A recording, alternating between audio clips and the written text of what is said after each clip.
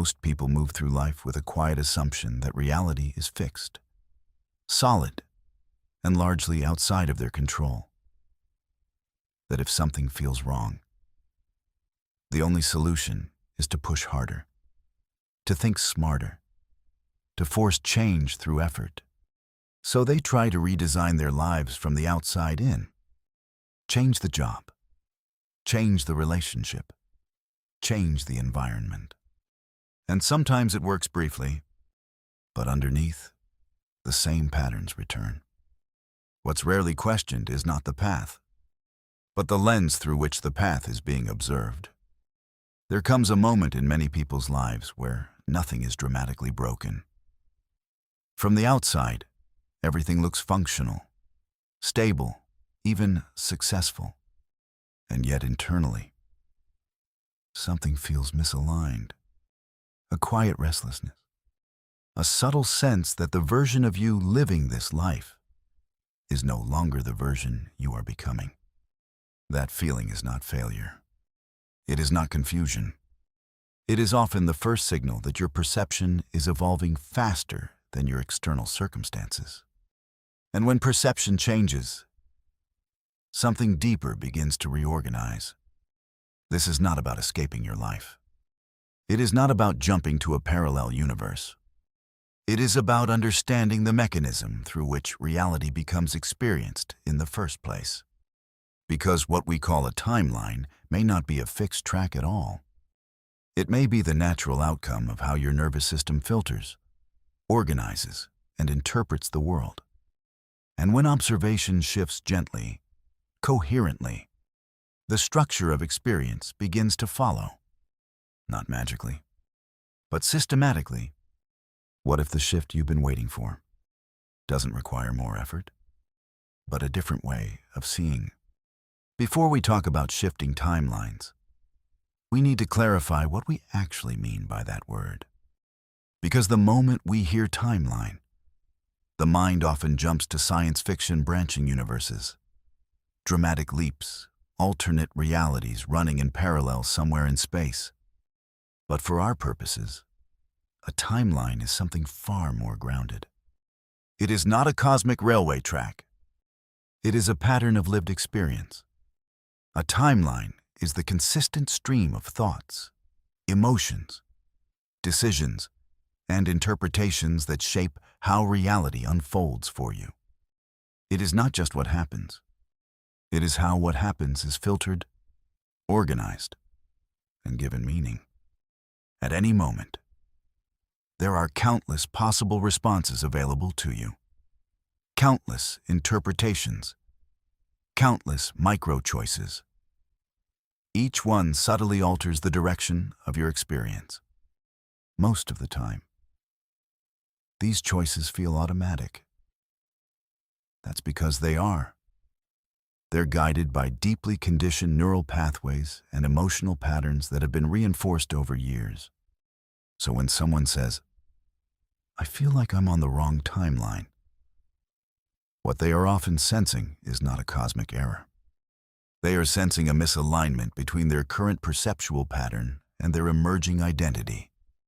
The external world hasn't suddenly become incorrect, but the internal lens through which it is being experienced has begun to shift. This is where we can introduce a careful metaphor from physics. In quantum mechanics, before measurement, particles are described as probability distributions, not solid objects with definite positions. When measured, those probabilities resolve into specific outcomes. Now, it's important to be precise here. In physics, this collapse happens through physical interaction with measuring instruments, not human belief, not intention, not imagination. There is no scientific evidence that we consciously collapse macroscopic life events into existence. But the metaphor becomes useful when we apply it to perception. Before your brain interprets an event, there are multiple possible meanings available. Multiple emotional responses, multiple narratives. Your observation, your focused interpretation, is what stabilizes one version of that experience. Two people can live in the same city, work in the same office, experience the same economy, and inhabit entirely different realities. Not because the world is different, but because their perceptual filters are. One notices threat, another notices opportunity. One sees rejection, another sees redirection. A timeline, in this grounded sense, is the stable narrative your nervous system keeps reinforcing. It is the story your brain has become efficient at predicting. And here's the key insight. Your brain is not designed to show you objective reality. It is designed to predict what will most likely keep you safe based on past experience. So your current timeline is not destiny. It is a prediction loop. When that loop becomes outdated, when the identity it was built around no longer fits, you begin to feel friction. Not because you are broken, but because your internal model of reality is lagging behind your growth. Shifting timelines, then, is not about jumping into another universe. It is about updating the model. It is about changing the observation point from which reality is continuously interpreted. And when the observation changes consistently enough, the pattern of experience reorganizes around it. Not instantly, not magically, but predictably. If observation shapes the pattern of your experience, then we need to understand how observation actually works. Because observation, in this context, is not about staring at something and wishing it to change. It is a biological process. Your brain is not a passive camera recording reality. Modern neuroscience suggests something far more interesting. The brain is a prediction machine. At every moment, it is generating models of what it expects to see, hear, and feel. It then compares incoming sensory data against those predictions. What we consciously experience is not raw reality. It is reality filtered through those predictions. This framework is often referred to as predictive processing. Your brain is constantly asking, what is most likely happening right now, based on my past experience? And it fills in the gaps accordingly. This is efficient. It saves energy. But it also means you are not perceiving the world neutrally. You are perceiving through a model. A timeline, in this sense, is simply a stabilized prediction model. If your past has conditioned you to expect rejection, your brain will scan for subtle cues that confirm it. If your history has reinforced scarcity, your attention will gravitate toward signs of lack. Not because you are manifesting them into existence, but because your nervous system has been trained to prioritize them. This is where the reticular activating system, or RAS, plays a critical role. The RAS is a network in your brainstem responsible for filtering the overwhelming amount of sensory information you encounter every second.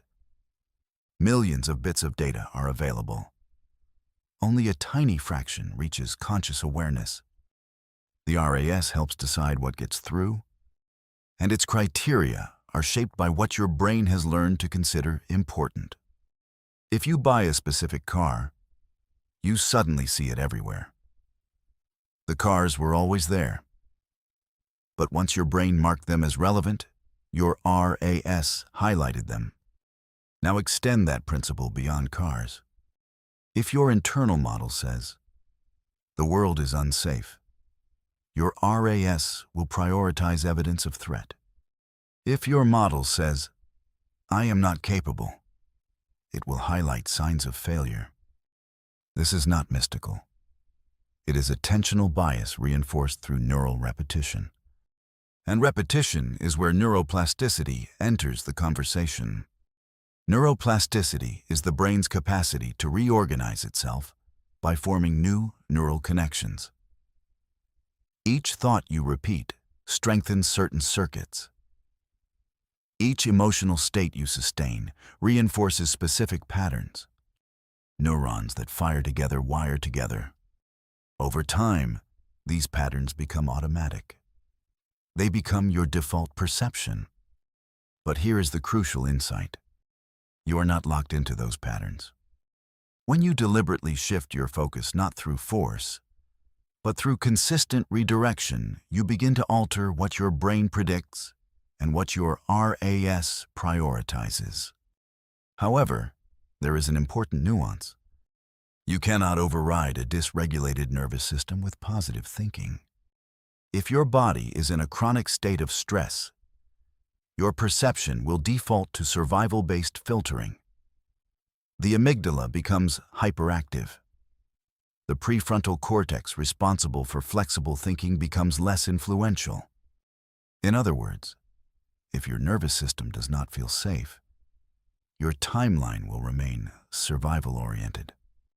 This is why regulation matters. Breath work, slowing down, creating moments of parasympathetic activation. These are not spiritual add-ons. They are neurological prerequisites. When your nervous system shifts from threat to safety, your perceptual flexibility increases. You literally gain access to new interpretations. And new interpretations are the seeds of a new pattern of experience. So observation is not about pretending reality is different. It is about recalibrating the biological systems that determine how reality is filtered. Change the filter consistently enough, and the predictions change. When predictions change, attention changes. When attention changes, behavior changes. And when behavior changes, your external feedback loops begin to reorganize. That is the mechanism. Not magic, not quantum jumping, but the disciplined reshaping of perception through biology. Understanding the mechanism is important. But understanding alone does not create change. Shifting observation is not an intellectual exercise. It is a lived practice. And it begins in a place most people overlook: regulation. Before you attempt to adopt a new mindset, before you define a new identity, before you visualize anything, you must stabilize the nervous system. Because perception follows physiology. If your body is in a subtle state of threat, your observation will default to scanning for problems. Even if you repeat affirmations, even if you try to think positively. So the first step is not imagining a new timeline. It is creating internal safety. This can be as simple as slowing your breath. 3 slow, intentional breaths. Longer exhale than inhale. Let the body feel the chair beneath you, the ground under your feet. When the nervous system begins to shift from sympathetic activation into parasympathetic regulation, something subtle happens. Cognitive flexibility increases. You gain space between stimulus and interpretation. That space is where observation can change. Once regulation becomes a habit, the second step is awareness, but not analysis. You are not dissecting your life. You are noticing patterns. What thoughts repeat most often? What emotional tone colors your day? What assumptions quietly guide your decisions? You are mapping the current prediction model, not judging it, just seeing it clearly. Because you cannot shift what you refuse to observe. The third step is deliberate redirection, but in micro doses. Not dramatic reinvention. Not new year, new me. Micro shifts. When an old narrative arises, this never works out for me, instead of fighting it, you introduce a different interpretation. Not something unbelievable, just something slightly more expansive. Maybe this is incomplete information. Maybe I haven't seen the full picture yet. This small reframing begins to loosen rigid predictions. Over time, these subtle shifts accumulate. Your brain begins to register alternative possibilities as viable. And this is where embodied rehearsal becomes useful not as fantasy, but as neural training. Instead of visualizing material outcomes, focus on internal states. How does a regulated version of you move through the day? How does someone who feels grounded respond to challenge? You are not pretending to be someone else. You are rehearsing a nervous system state, and rehearsal strengthens pathways. Finally, shifting observation must anchor in behavior, because perception without action remains theoretical. But action does not need to be extreme. Ask a simple question. What would a regulated, grounded version of me do next?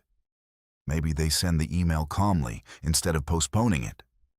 Maybe they take a short walk instead of spiraling in thought. Maybe they choose curiosity instead of defensiveness. These actions may seem small, but they interrupt old feedback loops. And feedback loops are how timelines stabilize. Each aligned action provides new sensory evidence. New evidence updates prediction models. Updated predictions alter perception. Over weeks and months, the pattern changes, not because you escaped your life, but because you consistently observed from a different internal state. This is a slow process. It is not cinematic. There may be no dramatic moment where everything flips, but one day you will notice something subtle. A situation that once triggered you doesn't. A conversation that once felt threatening feels neutral. That is not coincidence. That is your observation shifting. And when observation stabilizes at a new baseline, the pattern of experience reorganizes around it. Not through force, through coherence. When observation begins to shift consistently, the signs are rarely dramatic. There is no cinematic breakthrough, no external announcement that you have entered a new timeline. What changes first is subtle. Your baseline state becomes different. You may notice that situations which once triggered immediate reaction now create a pause instead. That pause is significant, because a pause means your nervous system is no longer operating on automatic survival prediction. It means regulation has increased, and regulation expands perception.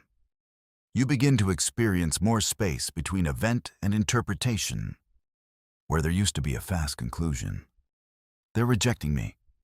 This will fail. I'm not good at this. There is now uncertainty. And uncertainty, in this context, is growth. It means the old prediction model is losing rigidity. Another sign is a shift in relational patterns. Relationships are feedback systems. They stabilize around shared expectations. When your internal baseline changes, the dynamic subtly reorganizes.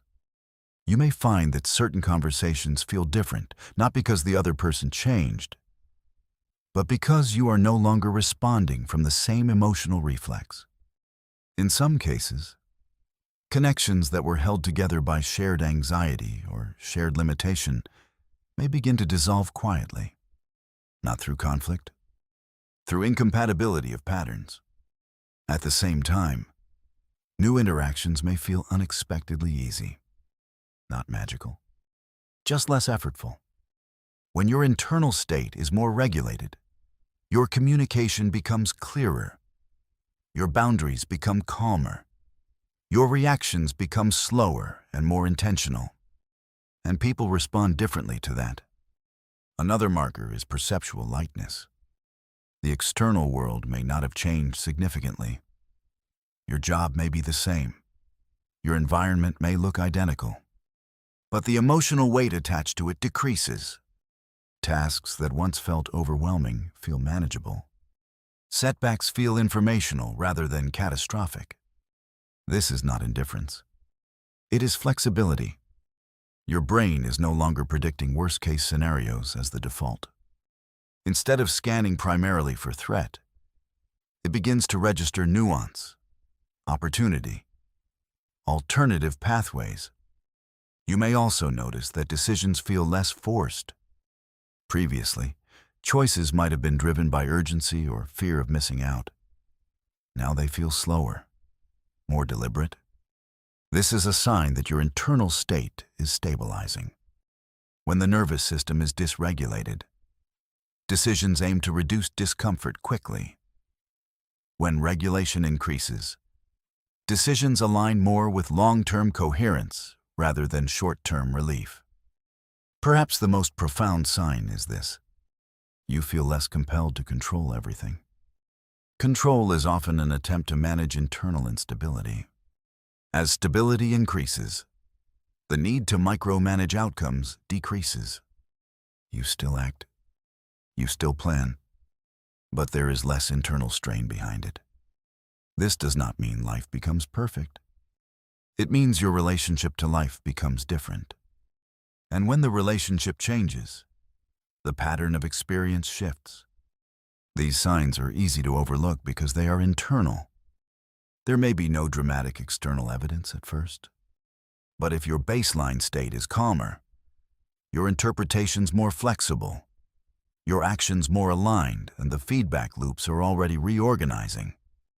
And over time, that internal reorganization expresses itself externally, not as a jump into another universe, but as a life that feels more coherent with who you are becoming. As we close this exploration, it's important to step back and anchor everything in clarity.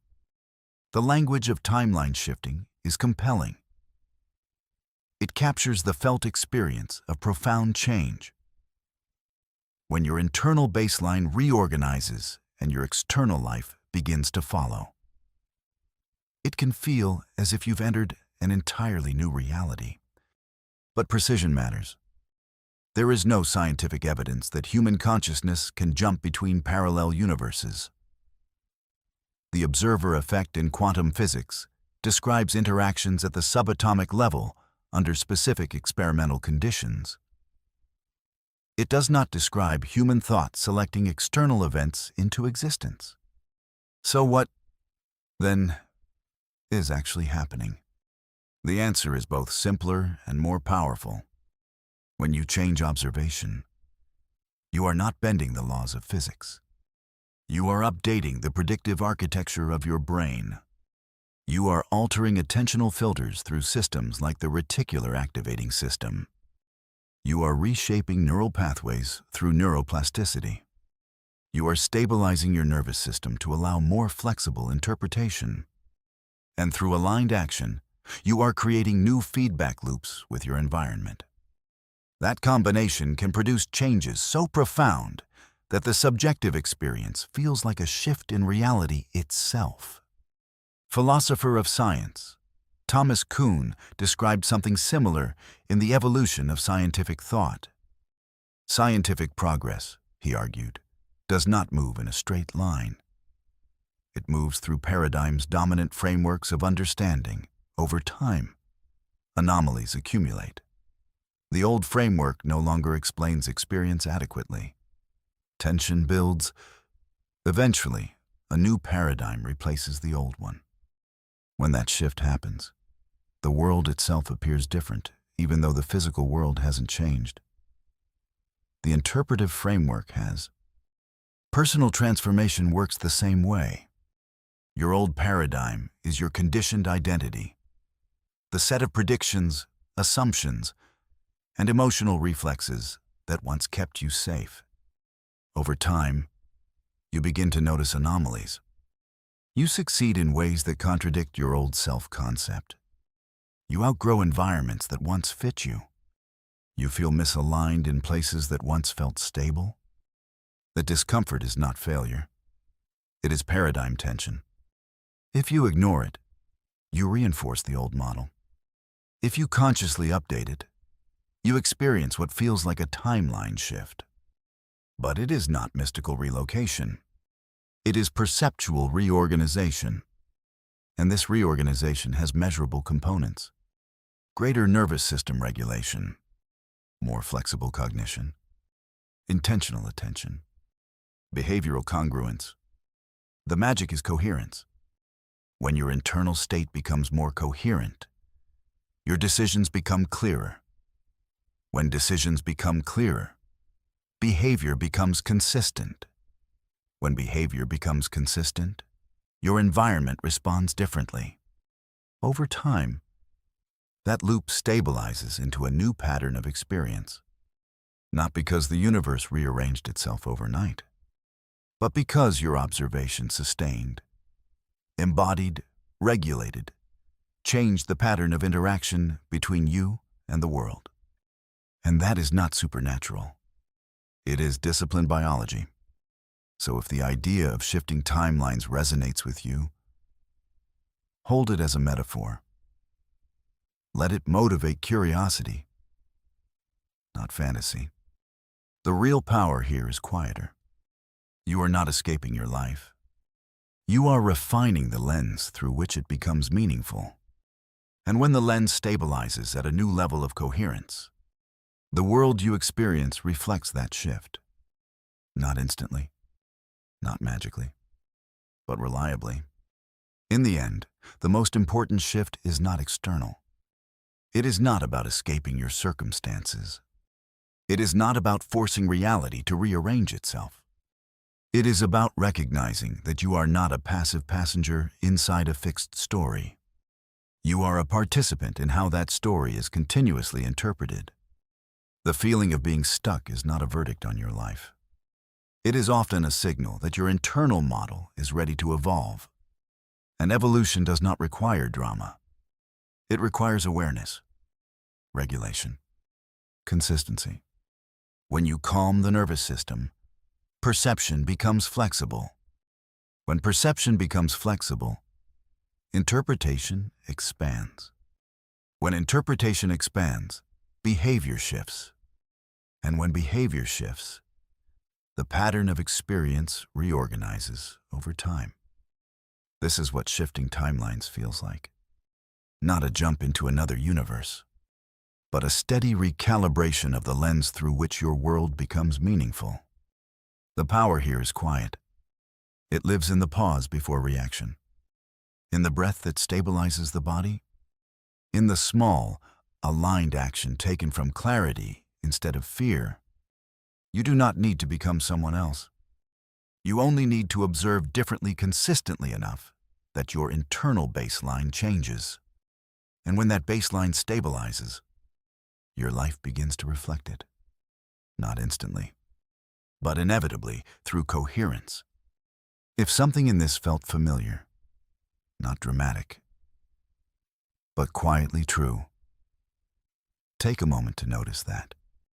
Shifts often begin as subtle recognitions. If you've experienced a change in your own perception, a moment where your reaction softened, or your baseline state became calmer, you're welcome to share that below. These quiet transitions are rarely talked about, yet they're often the most meaningful. And if this kind of grounded exploration resonates with you, you can stay connected here. We'll continue unpacking these ideas carefully, where science, psychology, and lived experience intersect. No rush. Just continue observing, and let the recalibration unfold at its own pace.